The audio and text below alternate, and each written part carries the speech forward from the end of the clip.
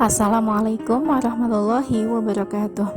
Anak-anak hebat, kita berjumpa dalam mapel fikih ya. Fikih kelas 8. Nah, pada bab pertama ini kita akan membahas tentang sujud sahwi, sujud syukur, dan sujud tilawah. Masih bersama saya Bu Lina Hidayatun Nisa di MTS Negeri 1 Kota Semarang. Pembahasan yang pertama tentang ketentuan sujud sahwi. Pengertian sujud sahwi. Nah, apa itu sujud sahwi? Pernahkah kamu melaksanakan sholat berjamaah, namun karena hal tertentu imam melakukan 2 kali sujud sebelum atau sesudah salam? Itulah yang dinamakan sujud sahwi. Secara bahasa, kata sahwi berasal dari kata saha yashu sahwan, yang berarti lupa atau lalai. Jadi sujud sahwi adalah sujud 2 kali yang dilakukan karena seseorang meninggalkan sunnah ab'ad, kekurangan atau kelebihan jumlah rakaat, ataupun karena ragu-ragu jumlah rakaat dalam sholat yang dikerjakan. Nah, ini pengertian sujud sahwi ya, sujud karena lupa. Lupa meninggalkan sunnah ab'ad. Apa itu nanti sunnah ab'ad, apa saja nanti kita bahas ya. Kekurangan atau kelebihan jumlah rakaat, misalnya sholat maghrib dilakukan yang seharusnya dilakukan 3 rakaat, si orang tadi melakukannya 2 rakaat atau 4 rakaat. Nah, kekurangan dan kelebihan jumlah rakaat itu bisa diganti dengan sujud sahwi, ataupun karena ragu-ragu jumlah rakaatnya. Nah, misalnya kalian di tengah sholat itu ragu-ragu, tadi saya udah berapa rakaat ya sholatnya, kayak gitu. Nah, itu juga bisa melakukan sujud sahwi. Waktu pelaksanaan sujud sahwi adalah setelah tahiyat akhir sebelum salam dengan 2 kali sujud. Nah, jadi setelah tahiyat akhir sebelum salam itu nanti sujud 2 kali lagi. Nah, itu namanya sujud sahwi. Ya, diingat-ingat ya, waktu pelaksanaannya itu setelah tahiyat akhir sebelum salam. Namun dalam kondisi tertentu sujud sahwi dilakukan setelah salam. Adapun bacaan sujud sahwi yaitu subhana man la yanamu wa la yashu. Nah, ini bacaan sujud sahwi ya. Subhana man la yanamu wa la yashu. Artinya Maha suci Allah yang tidak pernah tidur dan tidak pernah lupa. Yang kedua, hukum dan dalil sujud sahwi. Apa hukumnya melakukan sujud sahwi? Hukum sujud sahwi adalah sunnah, sehingga sholat yang kamu lakukan tidak batal manakala meninggalkannya. Namun bila imam melakukan sujud sahwi, maka kita wajib mengikuti imam melakukan sujud sahwi. Ada beberapa hadis yang menjadi dasar disunahkannya sujud sahwi, antara lain idza nudiya bil adzani adbara syaitanu lahu duratun hatta la yasma'al adzana fa idza qudiyal adzanu aqbala fa idza thuwiba biha adbara fa idza qudiyat tathwibu aqbala yahduru bainal mar'i wa nafsihi yaqulu udkur kadza lima lam yakun yadkuru hatta yadhalla rajulu iyadri kam sholla fa idza lam yadri ahadukum kam sholla falyasjud sajdataini wa huwa jalisun. Nah, artinya apabila azan dikumandangkan, maka setan berpaling sambil kentut hingga dia tidak mendengar azan tersebut. Apabila azan selesai dikumandangkan, maka ia pun kembali. Apabila dikumandangkan iqomah, setan pun berpaling lagi. Apabila iqomah selesai dikumandangkan, setan pun kembali. Ia akan melintas di antara seseorang dan nafsunya. Dia berkata, ingatlah demikian untuk sesuatu yang sebelumnya dia tidak mengingatnya, hingga laki-laki tersebut senantiasa tidak mengetahui berapa rakaat dia sholat. Apabila salah seorang dari kalian tidak mengetahui berapa rakaat dia sholat, hendaklah dia bersujud 2 kali dalam keadaan duduk. Ini adalah hadis riwayat Imam Bukhari. Kemudian dasar hukum melaksanakan sujud sahwi yang kedua adalah An Abi Sa'id Al-Khudri radhiyallahu anhu qala Rasulullah sallallahu alaihi wasallam idza syakka ahadukum fi sholatihi falam yadri kam shalla salasan am arba'an falyatrahish syakka wal baini ala mastayaqana thumma yasjudu sajdataini qabla ayyusallima fa in kana shalla khamsan syafa'na lahu sholatahu wa in kana shalla itmaman li arba'in kana targhiman lisyaitan rawahu Muslim. Artinya dari Abi Sa'id Al-Khudri radhiyallahu anhu berkata, Rasulullah sallallahu alaihi wasallam bersabda, apabila salah seorang dari kalian merasa ragu dalam sholatnya dan tidak mengetahui berapa rakaat dia sholat, 3 ataukah 4 rakaat, maka buanglah keraguan dan ambillah yang yakin. Kemudian sujudlah 2 kali sebelum salam. Jika ternyata dia sholat 5 rakaat, maka sujudnya telah menggenapkan sholatnya. Lalu jika ternyata sholatnya memang 4 rakaat, maka sujudnya itu adalah sebagai penghinaan bagi setan. Hadis riwayat Muslim. Nah, ini adalah dasar hukum melaksanakan sujud sahwi. Selanjutnya ini juga masih ada dasar hukum melaksanakan sujud sahwi. An Abdullah bin Buhainah al-Asdi anna Rasulullah sallallahu alaihi wasallam qama fi sholati dhuhri wa alaihi julusun falamma atamma sholatahu sajada sajdataini fakabbara fi kulli sajdatin wa huwa jalisun qabla ayyusallima wa sajadahuma annasu ma'ahu makana ma nasiya minal julus rawahul Bukhari wa Muslim. Artinya dari Abdullah ibnu Buhainah al-Asdi bahwa Rasulullah Shallallahu alaihi wasallam pernah melaksanakan sholat duhur namun tidak melakukan duduk tasyahud awal. Setelah beliau menyempurnakan sholatnya, beliau sujud 2 kali dan beliau bertakbir pada setiap akan sujud dalam posisi duduk sebelum salam. Maka orang-orang mengikuti sujud bersama beliau sebagai pengganti yang terlupa dari duduk tasyahud awal. Hadis riwayat Bukhari dan Muslim. Ini juga Rasulullah pernah melaksanakan sujud sahwi.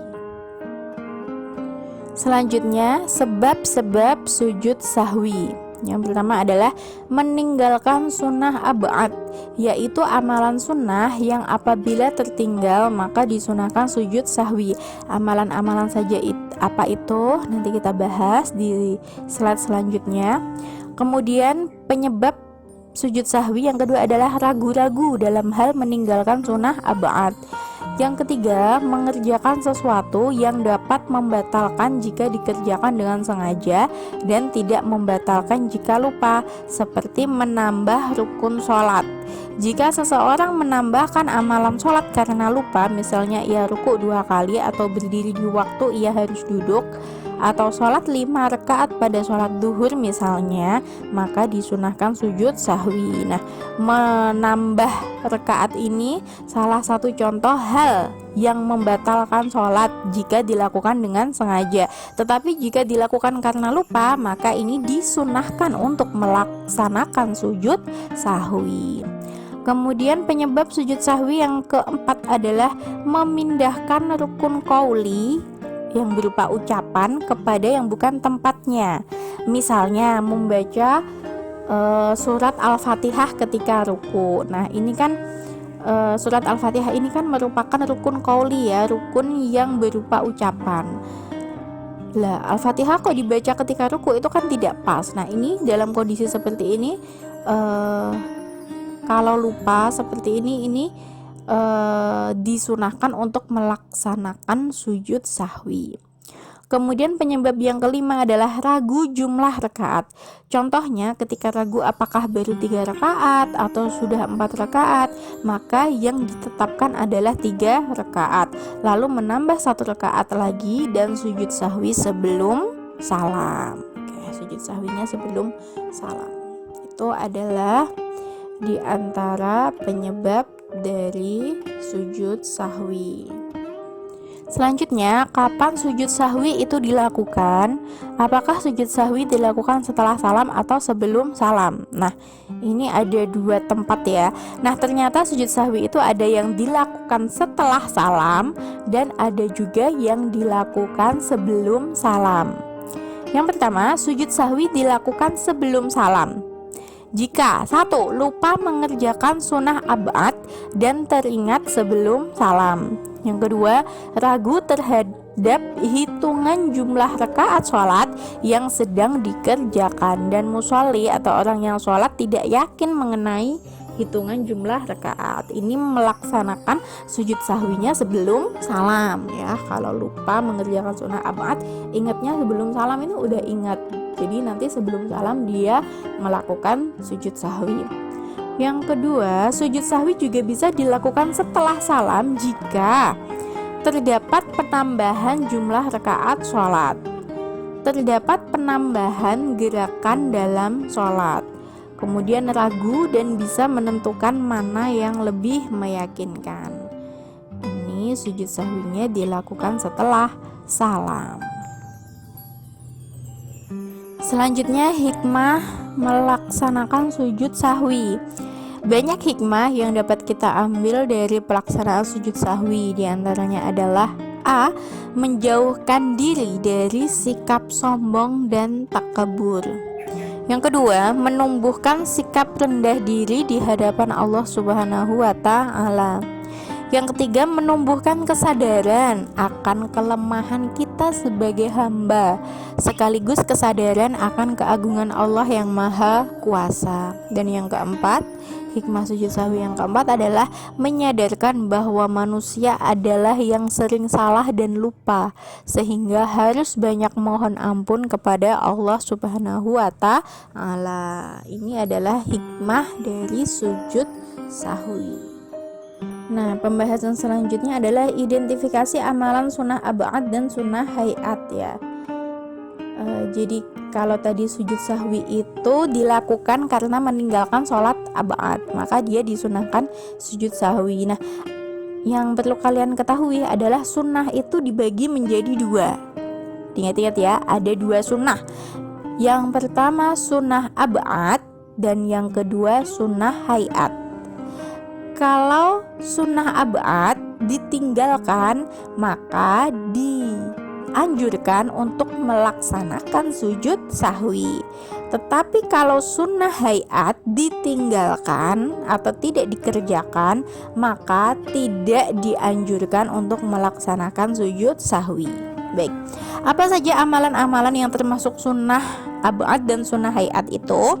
Kita lihat di sini. Yang pertama adalah duduk tasyahud awal. Duduk tasyahud awal ini termasuk dalam sunnah ab'ad. Kalau sunnah ab'ad ditinggalkan, maka dia dianjurkan untuk melaksanakan sujud sahwi. Yang kedua, membaca amin setelah Fatihah. Ini termasuk sunnah hayat.